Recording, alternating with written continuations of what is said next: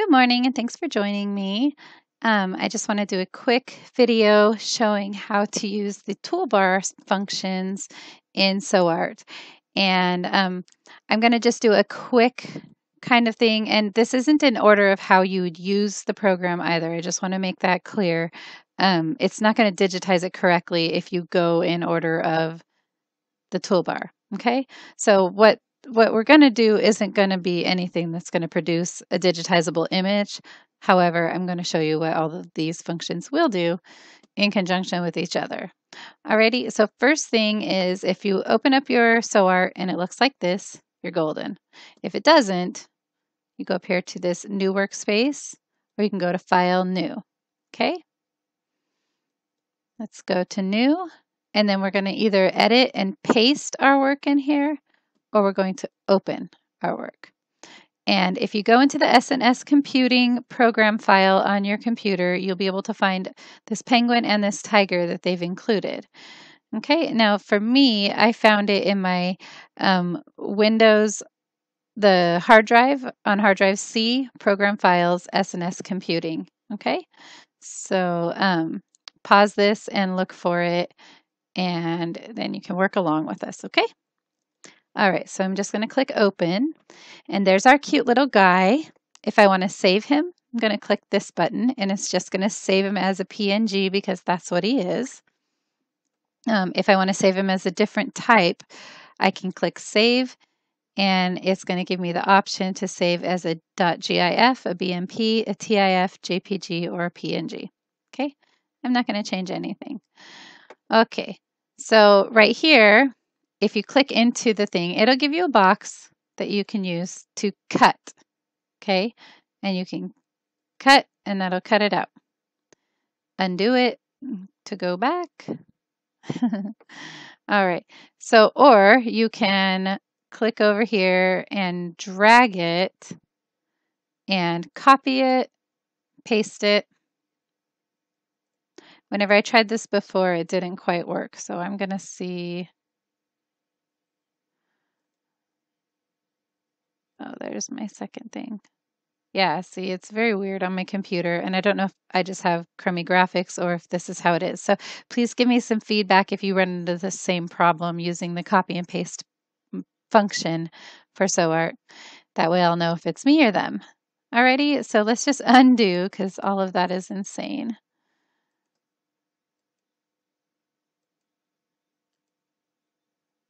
Yeah, I have a feeling it's my graphics because look at that. All right, let's go to new, open. Let's give the penguin another try. Oh, won't let me while I already have him open. Open penguin. Okay. All right, so the copy and paste function, it probably hopefully will work for you. It's obviously having a hard time on my computer. All right, and you've seen what the undo button can do. The undo button is the best to me because I like to mess around a lot and see what it's going to happen if I do this. What about if I do that? You know. All right, so this, we can rotate our image. And with this one, we can do a reflect. So we can reflect him and rotate him. He's so cute. All right, we can resize. And it's kind of up to everybody how and when they resize. I like to resize first because it brings down all of the colors and stuff, but it kind of all depends on the image that you're trying to use. Okay, so that's the resize image. I'm going to undo that so we can see him again. Once you resize it, all the pixels have to try to recollect and get back together and recreate the image in a smaller version. And when that happens, everything kind of gets jumbled and it doesn't look like this clear, nice version that you started with. So that's why it all depends on the image that you're working with when you resize and stuff. All right, so, and you can resize multiple times throughout the work that you're doing. You know, you don't have to only use one option once. All right, so the crop button is here. Go in and you grab the sides for this guy. And if I just wanted his cute little head, I could do that. But I don't. I like all of him. He's super cute. Okay, We're going to click OK over here, or you can just click on that and it takes you out. This is the Posterize button. Whenever you click on it, it blends everything together. And this is really nice for a lot of things. You can take it and you can blend all the colors together and then go in and go back over with your paintbrush or with a pencil with the colors. And it takes a lot of work out of all the rest of this stuff. Sometimes you don't want to have it posterized because it makes the edges a little bit wavy. Alrighty, so we're going to undo that because we want to keep our original image. Okay, the wizard, we'll go through the wizard really quick. Okay, so welcome to Sew, our image processing wizard. The wizard will guide you through the steps needed to process the image to make it more suitable for producing a high-quality embroidery file. At each step, you should view the proposed changes to the image and then decide to accept the changes only if the edited image is close enough in appearance to the original one. Click the next button when you're finished editing the image on each page. Click cancel at any time to exit this wizard. Changes may then be undone. Okay?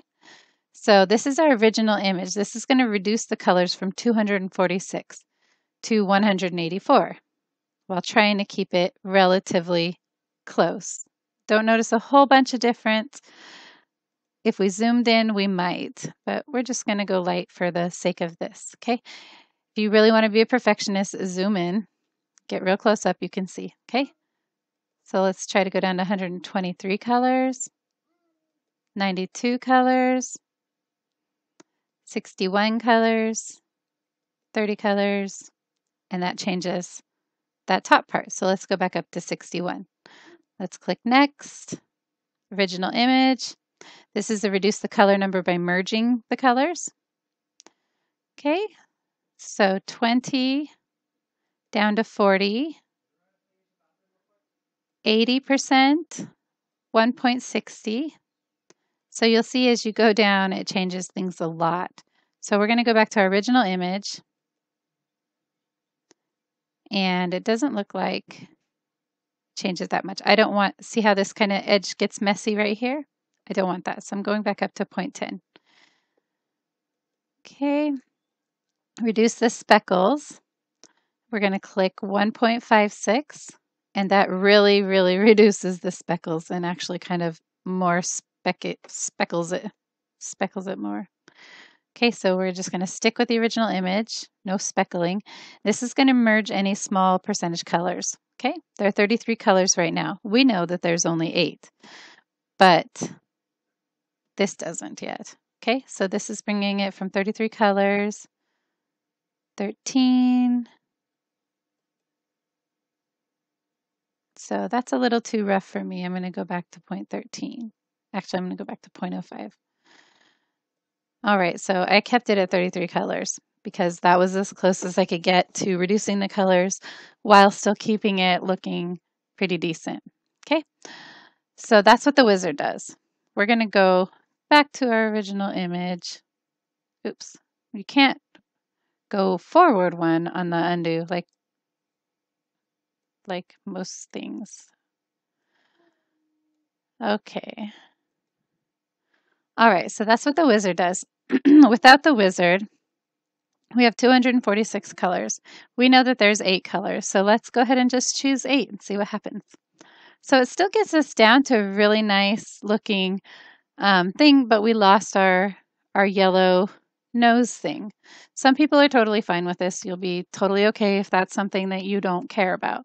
However, I want to keep his nose. So let's go in here and let's just go down slowly. We'll go to 100. That didn't change anything too much. Now let's go down to 50. That still didn't change anything too much. We still got a pretty nice looking picture here. So, and it even brought it down less. Look at that.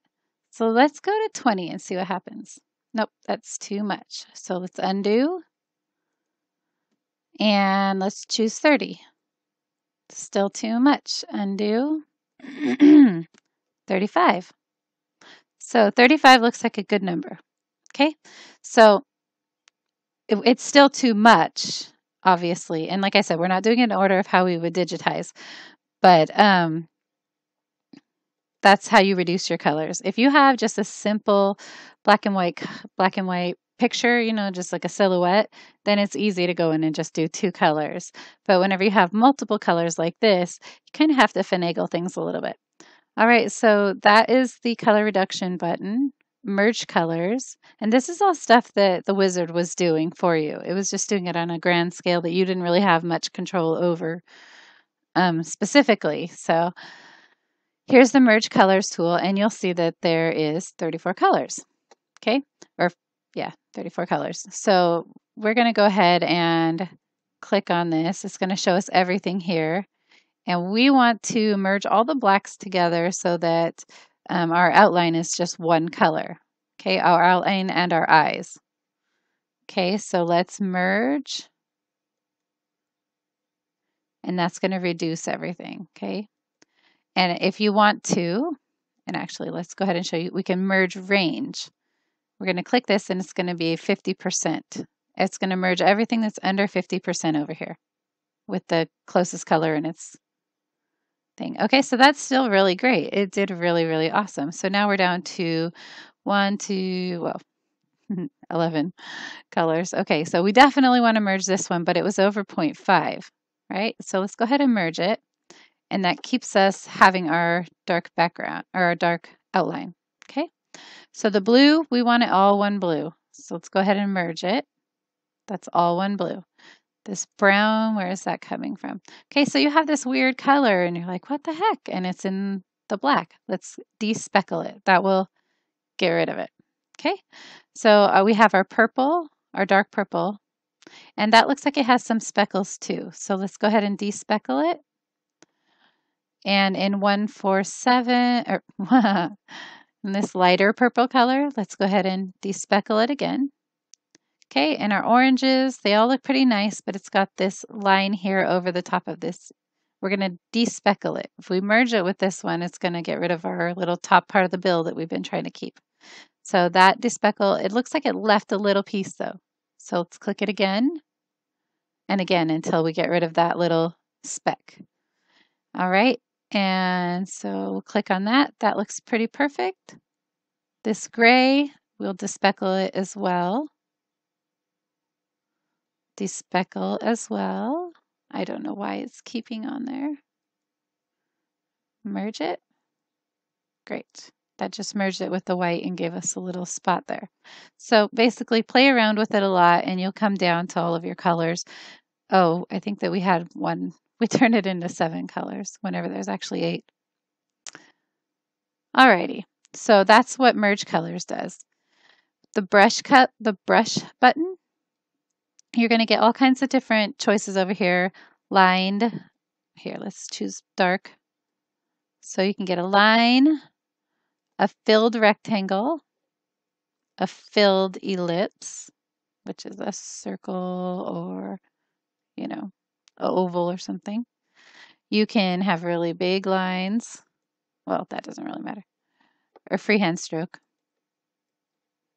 Oh, it only goes on the canvas. Okay. So you can do all of that stuff with this. You can change all the different colors. And so you can, you know, make like a patch and stuff like that with this one. And let's undo all of this garbage. And then with the pencil tool, you still have your freehand and you can change your sizes. You still have the line, but in this one, you get a rectangle outline. Instead of being all closed up, you get a circle outline instead of it being all closed up. So those are really, really handy. The dropper tool, I meant to mention, it grabs this color and lets you create your next thing in that same exact color so that your colors are all uniform and the same. Okay, so let's get out of here. All right, so the fill tool is cool because one of my favorite things to do before finishing anything is to go in and redo it with SewArt colors. It fills in really nice everything, and in my opinion, because I haven't been able to recreate the gap situation that a lot of people run into, I think that this is the key. And I'm not sure, I love sew art and I do teach a lot of sew art, but I'm still new to it as well. So I could be completely wrong, but this does help me, it seems. Okay. All right. So let's make that different color. Oop. Undo. And a dark purple. Okay. That's what the fill tool does. And like I said, this isn't the steps I would take to digitize. This is just showing you guys what everything does. If we digitize like this, it would be crazy because we need to go in and fill in all the lighter stuff first or separate them so that they can be a different color, depending on what your outcome is that you want. So we went in and we filled everything. When we did that, it probably bumped up our colors because there was a lot of stuff that couldn't be reached because they were separated. And by that, I mean like this is going to be gray instead of black because it's separated from the rest of the black. Okay. Okay. So there's our little ducky looking all crazy. The eraser tool, it is what it says it is. Why is it doing that? So basically the eraser tool is the pencil tool. You have to pick a color and you go in and change everything. So eraser tool, choose your color, and you can erase everything.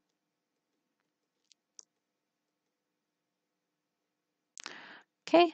The shapes tool is really cool because you can do your own art from beginning to end with the shapes tool. So it gives you all of these different types of shapes. So let's just put a square in here and you can change all the different colors around the edges and stuff like that. And the cool thing is because you've created in SewArt, you're not going to have to do a bunch of color reductions and stuff like this. It's going to be 2 colors or just 1 color if you choose to make the outline and the inside the same. Okay, so let's undo that. Oh, we never agreed to it, so there's nothing to undo.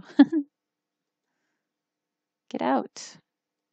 Oh my gosh, it's undoing everything but this. You can't undo that. You can just delete it. Okay, so highlight it and click delete. I undid a bunch of stuff. I don't know how far it went back. Okay, so there's our shapes. The red work tool, I don't have a whole lot of experience with this. I've tried it a couple times and it looks really cool on the screen, but it doesn't sew out very well for me. So play around with it if you know anything about red work.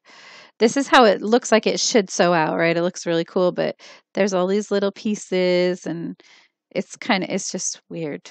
So if it's something that you're comfortable with, and if you're comfortable with creating videos for stuff that I don't understand, I would really, really, really love that. I would really love to see some more different ways of doing sewer and seeing what people have been able to figure out. All right, so we've got our color reduction down to 10. We really know it's 8, so let's go ahead and make it 8 and see what happens. Okay, that didn't change anything too much. That's really cool. So if I was going to digitize this, I would have went in and solidified all the lines and stuff like that. I would have changed colors deeper. A lot of stuff I would have done differently, but I'm just showing you the toolbar. So now we're at the end and it's so exciting. We get to stitch our image. Okay, so you click the little sewing and it gives you all of these awesome options. Okay, the auto sew is really cool. So do you want to underlay? Yes, in most cases you want to underlay. Auto sew color, not quite sure what that means. Sew all regions of selected color. Well, that just seems like you would want that. All right, so set transparent color. We're going to click on the color in the back because we don't want it to choose that. So with auto sew, it's showing us, oh, it's still working. Okay. Auto sew is finished. You may now save the stitches to an embroidery file by clicking save or save as. Okay, so we're going to look at this and we're going to kind of, okay, so it's going to do a bunch of different crazy stuff if we were to digitize it and send it as it is. Okay, so the blue is going to come out really nice. Purple, there's just a lot, but that's going to come out nice too because there's 3 of the light purple, two of the dark, the rim and the top. Okay. The brown's going to jump all over the place because that's part of the black that didn't get included in, oh, that looks like it's all the black. Okay, so the white is the belly, yellows, the little toes. Oh, there's the black. Okay, so the brown is all the pieces of the black that should have been also black, but because they weren't connected, they didn't get picked up. All right, so if you auto sew it, it's going to sew everything out, and this is going to look really cool, but it's not going to be your satin stitch. And I know that is the fun, pretty one that everybody wants to be able to do. Oh, I didn't want to stitch out. Dang it. Okay, so let's go ahead and clear the stitches. And if we were going to do this manually, which is my favorite way to do it, if you do auto sew, you don't really have a lot of control over really anything. So, and you get all those long lines of stuff. If you're going to do it by yourself, do it manually, you want to go in here, and previously, like I said, I would have thickened up these lines and they would all be black, so we wouldn't have any brown to worry about. You're going to go in here to the fill, click on that. It's going to fill all of that. You kind of want to do it in order of the bottom first, like think in layers of how you want the design to lay over each other. So you don't want to do your black first, because then whenever the blue comes, it's going to cover up the edges of the black, but you want the black to be the edge of the picture. You don't want it to be the under part. And if you were to do auto sew, that black is going to go first, and it's going to be in default. So what we're going to do is we're going to pick the biggest color first, and then we're going to lay everything over the top of it. Okay, we're going to go ahead and go for the purples. We're going to do this, and it's going to jump over, and it's going to grab that part too, because it's the same color. I don't have to click it twice. So I'm just going to click this one, and it's going to grab all of these. I believe that that's what this auto sew color button was. Oh, I've never used that before. Before, I've always specifically clicked each one. So auto sew color, though, that's cool. I've discovered something. So we'll do the blue first, and then we'll do the purples, and we'll come down and do whites, and we'll do yellows, dark yellow. Oh, I wonder why I didn't do these guys. Okay, and then because our black, we would most likely, oh wait, we don't want to do that one yet. We want to fill stitch the eyes.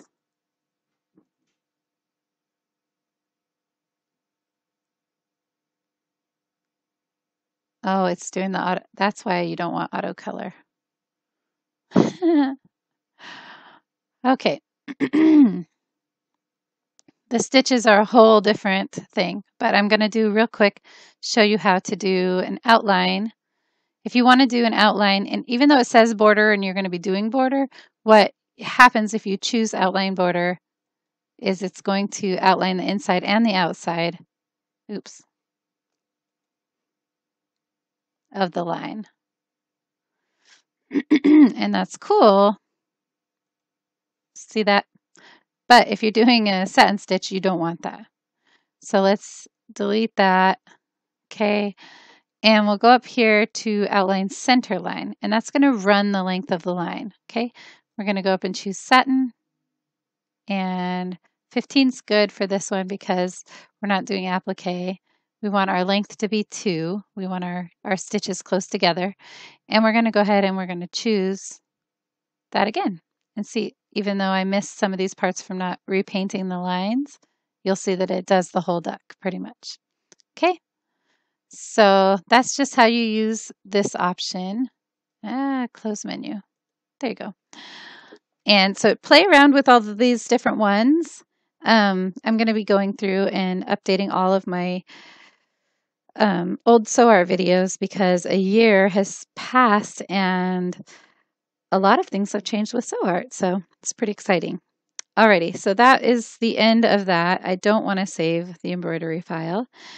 And here is your About button, and it'll tell you what version you're running, all rights reserved, username, your serial number, and questions about the contact. You can click questions about the software. You can click that contact right there. Okay.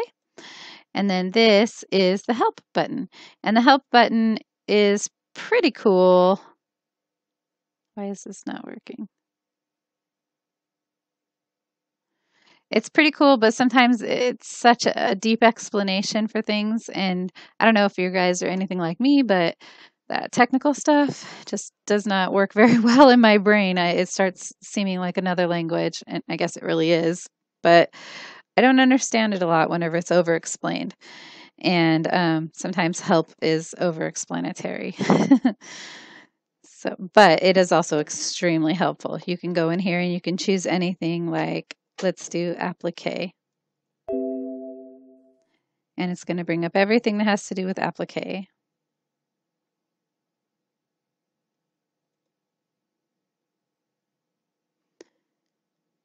Okay.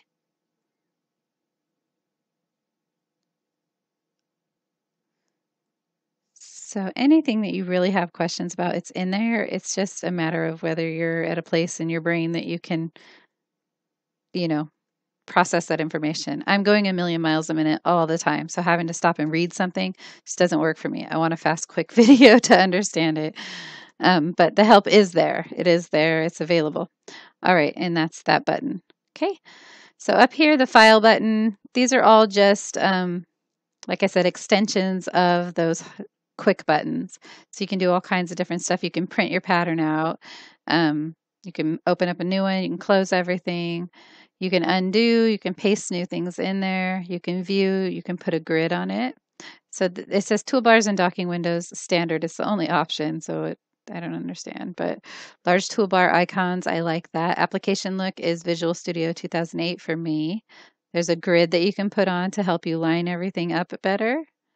So why am I in cut copy mode? Oh, because this isn't Paint. Okay, so view, I'm going to get rid of that grid.